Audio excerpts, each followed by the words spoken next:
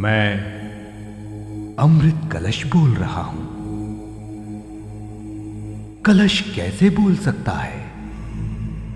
जिस कलश का अंत स्फूरित हो अमृत से, हां, ऐसे अमृत से जिससे अनंत जीवन पा जाती है संस्कृति, जिससे अमर होती हैं सभ्यताएं, जो संजीवनी शक्ति है समाज की, जिस कलश में विसर्जित होती हैं अपवित्रता की सारी संज्ञाएं, जिसके गर्भ में जन्म लेते हैं पवित्रता के सभी व्याकरण। हां, उस कलश के निशब्द में भी शब्द है, उसके मौन में भी है वाणी के पुंज। उसी मौन से ध्वनि का निर्माण करता हूं मैं और सुनाता हूं आपको महापर्व सिंहस्थ की अंतः कथा।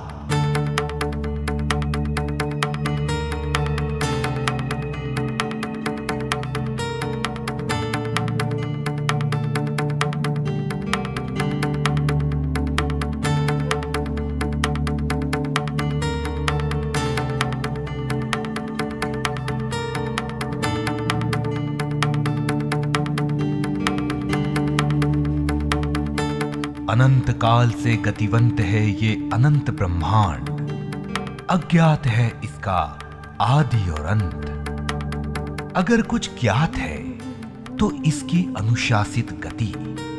ये गति ही समय का निर्माण करती है, समय बनाता है संयोग।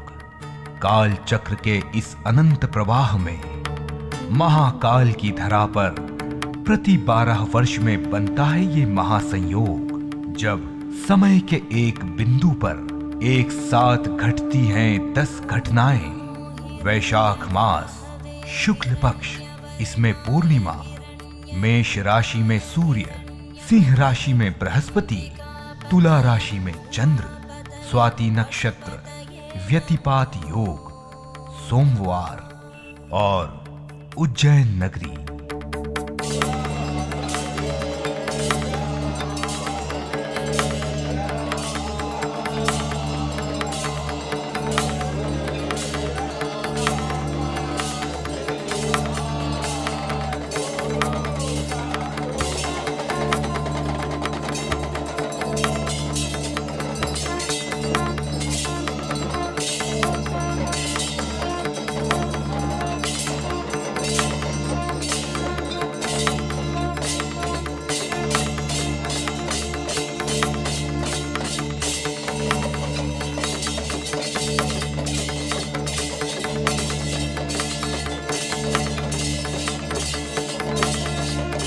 बस तभी होता है सिंहस्थ।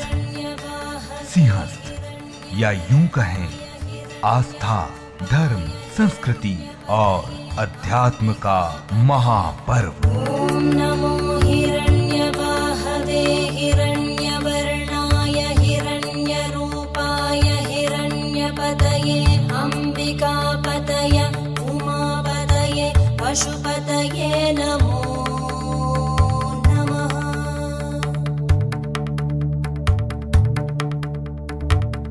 ये जो आप जन सैलाब देख रहे हैं, ये एक्चुअली आस्था का समुद्र है। जैसी आपको जानकारी है कि हिंदुस्तान में 4 ही जगह पर यह मेला लगता है, और ये जो मेला उज्जैन के अंदर लगता है, सब दूर उसको कुंभ का मेला बोलते हैं, लेकिन इसको सिंहस्थ का मेला, उज्जैन में जो लगता है उसको सिंहस्थ का मेला बोला जाता है। भारत की विराट सांस्कृतिक परंपरा का उत्सव है सिंहस्थ महापर्व। भारत में चराचर जगत में व्याप्त ब्रह्म का बोध करने के लिए जितनी भी प्रकार की सांस्कृतिक, आध्यात्मिक और दार्शनिक पद्धतियां प्रचलित रही हैं, उनका यदि समवेत रूप यदि किसी स्थान पर अगर आपको देखने को मिलेगा तो सिंहस्थ या कुंभ महापर्व जैसे अवसरों पर दिखाई देता है। ये पर्व एक तरह से हमारी जातीय स्मृतियों, हमारे इतिहास और विविध प्रकार की परंपराओं का एकीभूत महापर्व है। इसका महत्व कल्पना से परे है। वैदिक जीवन पद्धति सिंहस्थ जैसे आयोजनों का आदर्श रही है। राष्ट्र को सांस्कृतिक एक सूत्रता में बांधने के लिए चारों कोनों में 4 तीर्थों की स्थापना करने वाले आदि शंकराचार्य भी वैदिक जीवन के ही प्रचारक थे। सिंहस्थ जैसे आयोजनों के महत्व को वेदों में अत्यंत स्पष्ट रूप से व्यक्त किया गया है। वैदिक आख्यानों से ये स्पष्ट है कि इस तरह के आयोजन वैदिक काल में भी होते थे। कालांतर में आदि शंकराचार्य ने इस परंपरा को फिर से आगे बढ़ाया। इस संस्कृति में पवित्र तीर्थ स्थलों, इसमें घटित होने वाले पर्वों और महापर्वों के प्रति आदर का भाव पुष्प में सौरभ की तरह समाहित रहा। इन पर्वों और महापर्वों के माध्यम से जनमानस में श्रद्धा और भक्ति जैसे पवित्र भाव सहज ही स्थापित हो जाते हैं। सिंहस्थ में सिर्फ सहभागिता करने भर से व्यक्ति को आत्मशुद्धि और आत्म कल्याण की दिव्य अनुभूति हो जाती है। मास्टर जी आएला इधर धमालवाड़ी, जैसे रायपुर जिला जलगांव। हर साल 12 साल के बाद मीत आते हैं। ब्रह्माधिपति ब्रह्मणोधिपति ब्रह्मा शिवो मे अस्तु सदा शिवो। देश और विदेशों के साधु महात्माओं, सिद्ध साधकों और संतों का आगमन सिंहस्थ के महत्व को कई गुना कर देता है। ये साधु महात्मा, सिद्ध साधक और संत अपने चिंतन के निष्कर्षों और साधना से अर्जित शक्ति के आधार पर आम जन की लौकिक और अलौकिक जगत की समस्याओं का समाधान प्रस्तुत करते हैं। तत्पुरुषाय विद्महे वाक्विशुद्धाय धीमहि तन्नः शिवः प्रचोदयात्।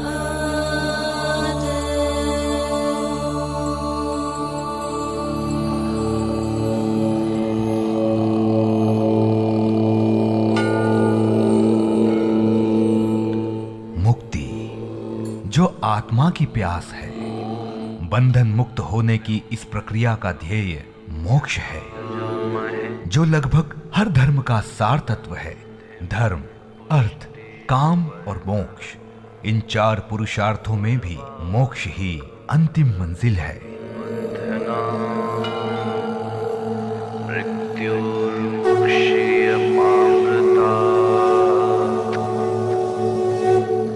सिंहस्थ जैसे महापर्वों में करोड़ों की संख्या में जन समूह एकत्र होता है। एकत्र होने वाले इस जन समूह से एक असीम शक्तिशाली समूह चेतना विकसित होती है। इस समूह चेतना की दीप्ति में व्यक्ति सहज ही सायुज्म मुक्ति को अनुभूत कर लेता है, जो साधारण व्यक्ति की एकल चेतना से प्राप्त करना अत्यंत कठिन है।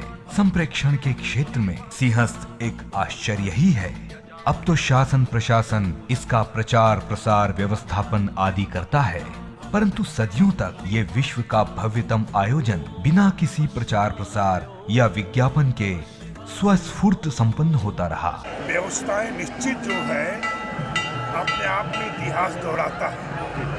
जैसे कभी टाइम काल था राजा महाराजाओं का, कि तमाम यहाँ पे शासक प्रशासक शासन प्रशासन तमाम जो आले अफसर हैं वो आपके सामने यहाँ बैठे हुए हैं। स्वयं मंत्री जी महोदय, स्वयं मतलब IG, कमिश्नर साहब, मेलाधिकारी, कलेक्टर साहब, और जो कि ये अपने आप में ये सिद्ध करता है कि बाकी सारी व्यवस्थाएं चुस्त दुरुस्त इतनी है कि युद्ध की तरह पूरी है। तब भी जब दुनिया में इलेक्ट्रॉनिक और सोशल मीडिया तो दूर, समाचार पत्र भी नहीं थे, भीड़ और भारी कोलाहल के होते हुए भी सिंहस्थ जैसे आयोजन उच्च आध्यात्मिक चिंतन का परिणाम है। ये सिर्फ धार्मिक अराजकता नहीं है, इसका एक सुविचारित ध्येय है जो विश्व के श्रेष्ठतम चिंतकों द्वारा सदियों पहले स्थापित कर दिया गया है। इसका प्रमाण ऋग्वेद के एक श्लोक में प्राप्त होता है। वेदों में सबसे पुरातन यजुर्वेद, फिर क्रमशः सृजित सामवेद, अथर्ववेद तथा सृजन के क्रम में नवीनतम ऋग्वेद तक वैदिक साहित्य में हर जगह कुंभ पर्व की उपस्थिति इसकी पुरातनता का प्रमाण है। एक सहज प्रश्न हो सकता है कि ये उज्जैन में ही क्यों? इस प्रश्न का सबसे पुरातन और आधिकारिक उत्तर अथर्ववेद से प्राप्त होता है। अथर्ववेद में ब्रह्मा जी कहते हैं, चतुरः कुंभाश चतुर्धा ददामि।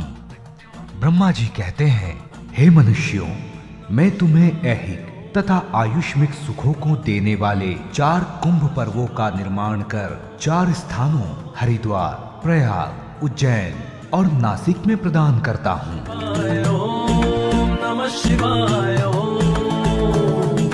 उज्जैन हिंदू मनीषा में मान्य सप्त पवित्र नगरियों में से एक है।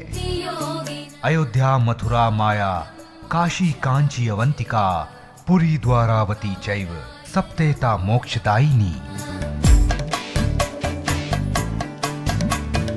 उज्जैन मान्य पवित्र नदी क्षिप्रा के तट पर है। सदियों यहाँ शिक्षा का विशाल केंद्र रहा, जहाँ द्वापर युग में पूर्ण पुरुष श्री कृष्ण का व्यक्तित्व निर्माण ऋषि सांदीपनी के आश्रम में हुआ। भारत में कर्क रेखा उज्जैन शहर से गुजरती है। उज्जैन भारतीय काल गणना का केंद्र रहा है। सिंहस्थ उज्जैन में ही क्यों? इस प्रश्न का सबसे सहज और सरल उत्तर आम जन की लोक मान्यता से भी प्राप्त होता है। वो ये कि जब समुद्र मंथन हुआ और उसमें से निकले अमृत कलश को प्राप्त करने के लिए देवता और दानवों में छीना झपटी होने लगी, उस समय कलश से अमृत की कुछ बूंदें उज्जैन में क्षिप्रा नदी में गिरी थी। कुंभ अर्थात घड़े से अमृत बूंद टपकने के कारण ही इस समागम के प्रचलित नाम कुंभ या महाकुंभ भी है। अमृत घट के छलकने से बूंदे 4 अलग अलग स्थानों पर गिरी और वो जो महिमा इन नदियों को दे गया, उसका परिणाम यह है कि हमने अपनी जातीय चेतना में उस अमृत तत्व की तलाश को जो हमने बनाए रखा था, उसको यदि साक्षात उपस्थित करने का जब उपक्रम आता है तो सिंहस्थ जैसा महापर्व घटित होता है। एक और लोक मान्यता है कि भगवान राम ने अपने पिता दशरथ की मृत्यु के उपरांत उनका श्राद्ध कर्म उज्जैन में ही किया था। तभी से क्षिप्रा के उस तट को राम घाट भी कहा जाता है। इसी राम घाट को केंद्र बनाकर एक काल्पनिक वृत्त बनाया जाए तो कमोबेश उसी वृत्त की परिधि के अंदर सिंहस्थ का मेला लगता है। राम घाट पर ही सिंहस्थ पर्व के सारे स्नान एवं महास्नान होते हैं।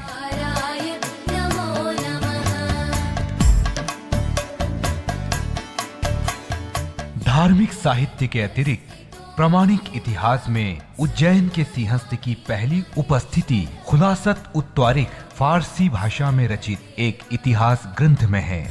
इस ग्रंथ के रचयिता सुजान राय हैं। इस ग्रंथ की रचना 1695 ईस्वी में की गई थी, जिसमें मालवा सूबे के अंतर्गत उज्जैन को एक अत्यंत धार्मिक नगरी कहा गया है।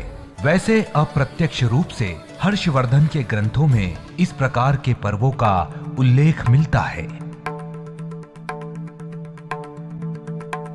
विक्रम विश्वविद्यालय द्वारा प्रकाशित विक्रम स्मृति ग्रंथ में उज्जैन में सिंहस्थ के आरंभ होने के एक अलग कारण का उल्लेख है। इस ग्रंथ के अनुसार मराठा शासन काल में मराठा शासक रणोजी सिंधिया ने विभिन्न अखाड़ों को अपनी प्रस्तुतियों के लिए नासिक कुंभ से किसी स्थानीय उत्सव में बुलाया था।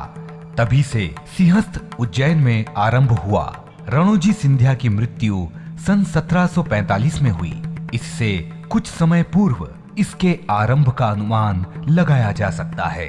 मराठा इतिहास में सन 1789 में शैव और वैष्णव संप्रदाय के विवाद के बाद मराठा पेशवा द्वारा दोनों को अलग अलग स्थान पर स्नान करने का आदेश देने का उल्लेख भी मिलता है। साथ ही इसके अगले सिंहस्थ में उज्जैन में सन्यासियों और बैरागियों को क्षिप्रा के अलग अलग तट पर स्नान का आदेश दिया गया था। इतिहास के कई मत हो सकते हैं क्योंकि उसे रचने वालों के कई अलग अलग आधार होते हैं। इतिहास के धुंधलके से परे एक बात जो दिनकर की तरह दीप्त है वो है आस्था का प्रबलतम प्रवाह। वो प्रवाह क्षिप्र प्रवाहित क्षिप्रा के प्रवाह को भी मात देता है। एक महीने के लिए जैसे हर वस्तु हर जीव आस्थावंत हो जाता है। शहर की प्रकृति बदल जाती है, बदल जाता है उसका भूगोल। आश्चर्यजनक ढंग से चलते हैं हजारों कार्यक्रम। कई बार तो लगता है जैसे नियति ही इनकी नियंता है।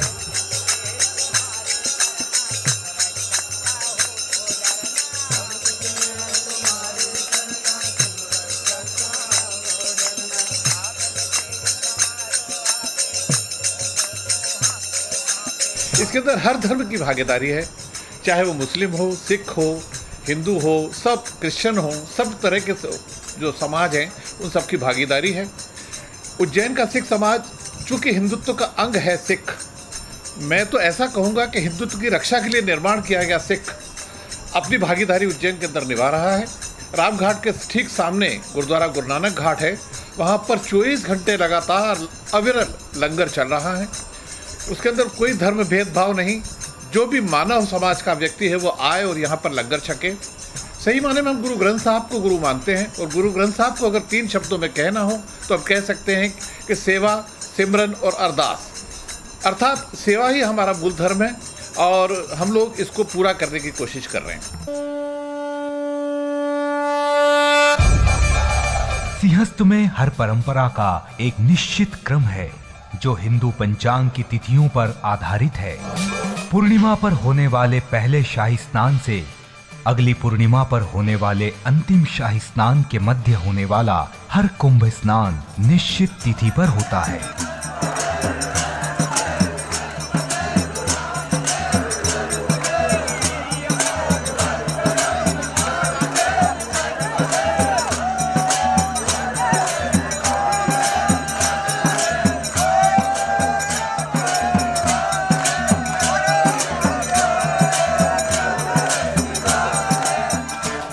एक माह में होने वाले हर उत्सव के माध्यम से मनीषियों द्वारा प्रकृति परिवर्तन के हर अवसर को आस्था से संलग्न किया गया है। चंद्रमा की हर कला, जिसे हम साधारण भाषा में आकार कह सकते हैं, किसी न किसी अवसर से जुड़ी है। पंचांग के कृष्ण पक्ष की अंधियारी रात और शुक्ल पक्ष के शुभ्र अंबर के 2 कदमों के मध्य हर अवसर कदम दर कदम चलते हुए पवित्रता के परम आदर्श को प्राप्त करता है।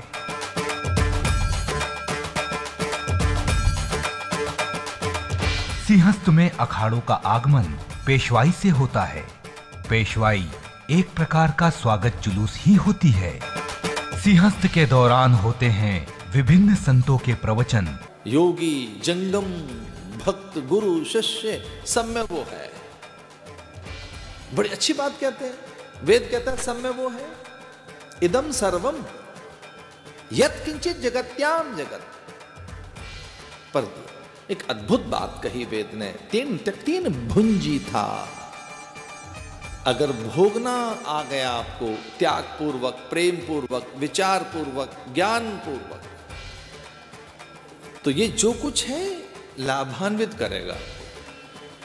इसे जब भोगें आप, जिए, इसमें रहें, तो त्याग पूर्वक, विचार पूर्वक, ज्ञान पूर्वक, यत्न से ये सब जानने का मौका यहाँ कुंभ में मिलेगा आपको।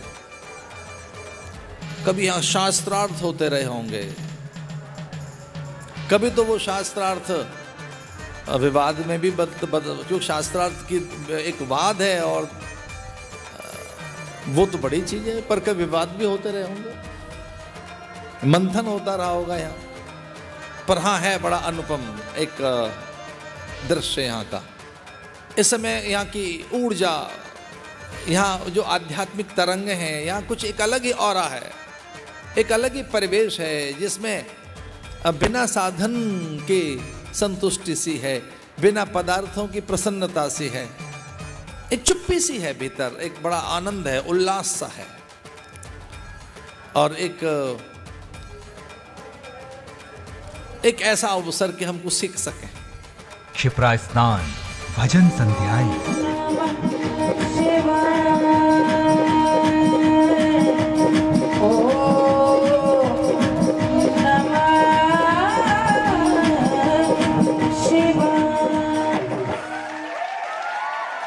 पानी बिना सुनाई जहानावा, बनिया बचाया दिया नावा। पानी बिना सुनाई जहानावा, बनिया बचाया दिया नावा।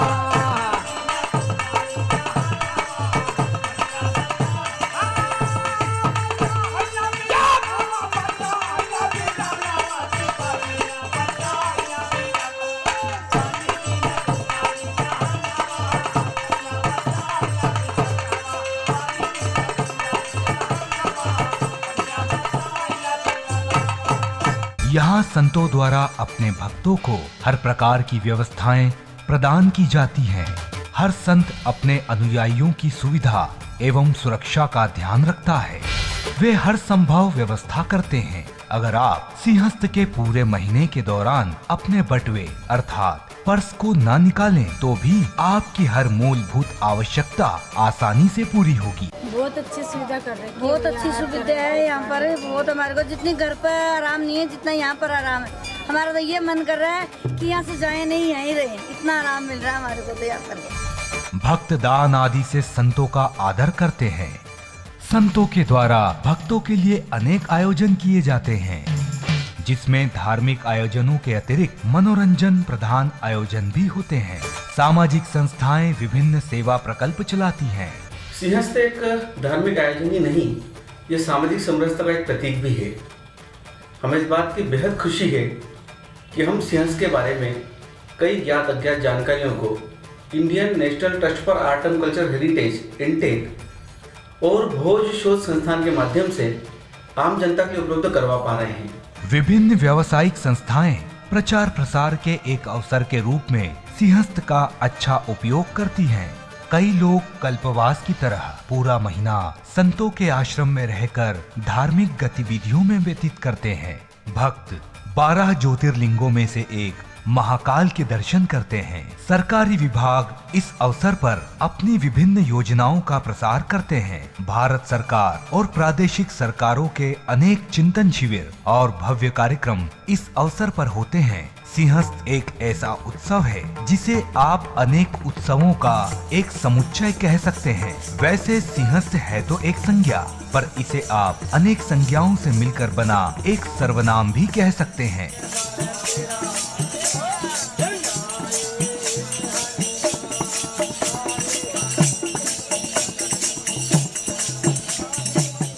कालों के काल महाकाल की नगरी में सिंहस्थ महाकुंभ का सुंदर नज़ारा है। देश विदेश के श्रद्धालु महाकाल की नगरी में माँ क्षिप्रा के चरणों में अपना नमन प्रस्तुत करने के लिए यहाँ उपस्थित हुए हैं। स्नान का अपना महत्व है। यह नगरी पुराणों की दादी है, परंपराओं की नानी है और इतिहास की परदादी है। और इस नगरी में प्रत्येक 12 वर्ष में सिंहस्थ महाकुंभ का मेला लगता है और यहाँ पर श्रद्धालु दूर दूर से उमड़ते हैं। श्रद्धा का सैलाब यहाँ पर आनंद की अठखेलियाँ खेलता है और सिंहस्थ में रामघाट का नज़ारा अद्भुत है। परंपरागत रामलीलाएं, रास लीलाएं, कवि सम्मेलन, शास्त्रीय संगीत, शास्त्रीय नृत्य, लोक नृत्यों के लोकोत्सव, कलाओं और लोक कलाओं की प्रदर्शनियां, ऐसी हर विधा जिसके मूलाधार में आनंद धर्म है, यहाँ अनेक मंचों से प्रस्तुत होती है। इसमें बड़ी संख्या में हिंदू धर्मावलंबी हिस्सा लेते हैं। साथ ही अन्य धर्मों के लोग भी इसके कार्यक्रमों का आनंद लेते हैं। यह आनंद धर्म है अपना और नहीं कुछ दूजा। सृष्टि का कण-कण करता है महाकाल की पूजा। बहुत अच्छे। सृष्टि का कण-कण करता है और अब बजेगी तालियां। सृष्टि का कण-कण करता है महाकाल की पूजा। सृष्टि का कण-कण करता है महाकाल की पूजा।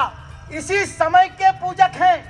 किसी शास्त्र में ना पढ़ा हो, वो कल्पना संदीप ने कर दी हो तो तालियां देना, वरना मत देना। इसी समय के पूजक हैं सब।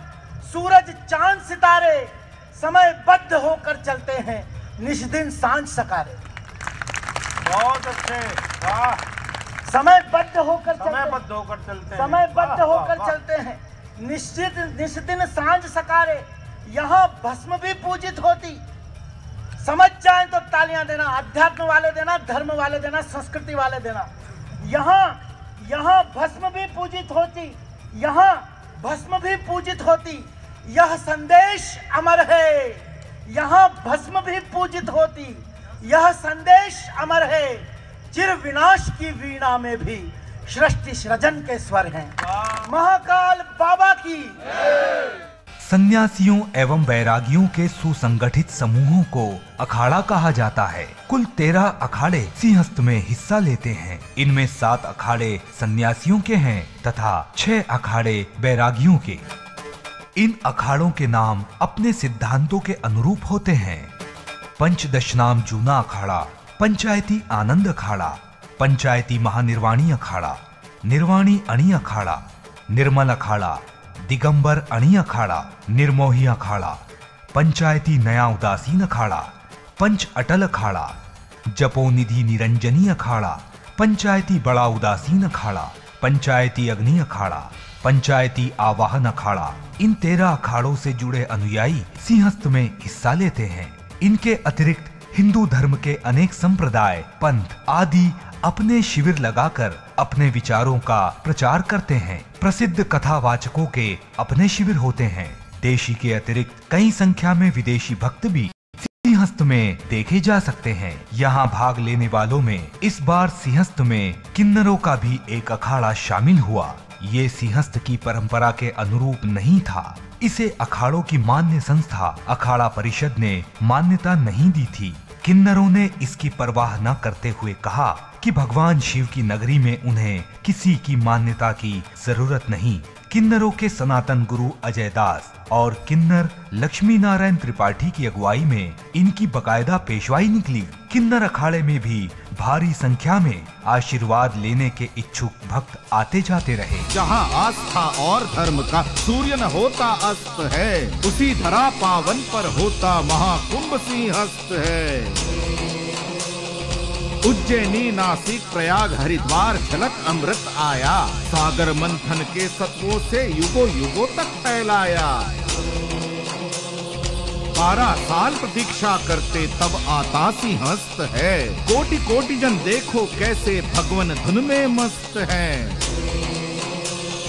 मोक्षदायिनी क्षिप्रा तट पर जब वैशाख मास आता, कुंभ तभी होता है, पुण्य प्रवाह बहुत है बढ़ जाता।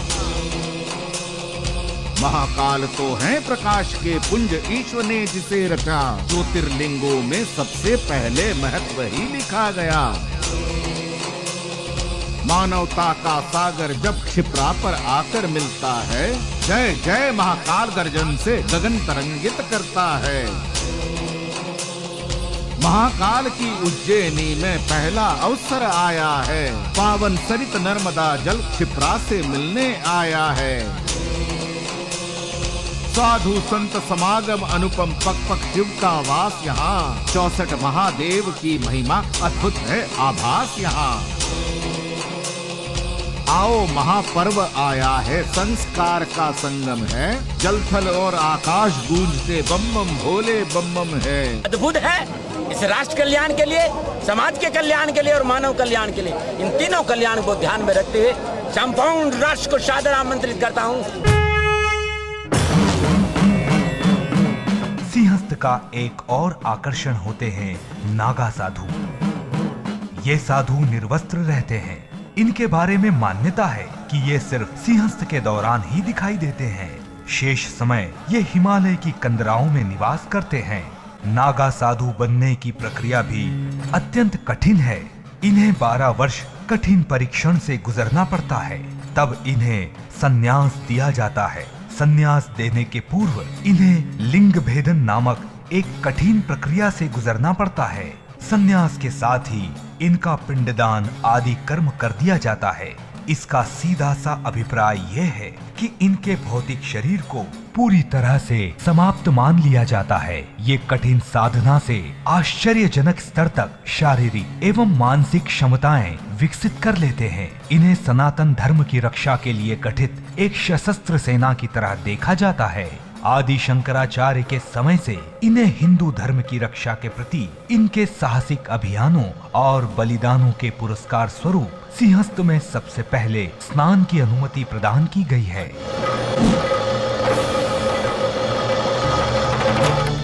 सिंहस्थ अपने पूर्व काल में दार्शनिक एवं आध्यात्मिक सिद्धांतों पर सार्थक वाद विवाद करके उनके खंडन एवं मंडन के बाद उन्हें मान्यता प्रदान करने के लिए भी जाना जाता था। वर्तमान में इस वृत्ति का अभाव देखने में आता है। अब यहाँ आधुनिकता, विचित्रता, चकाचौंध, भव्यता आदि भी अपना स्थान बना चुकी है।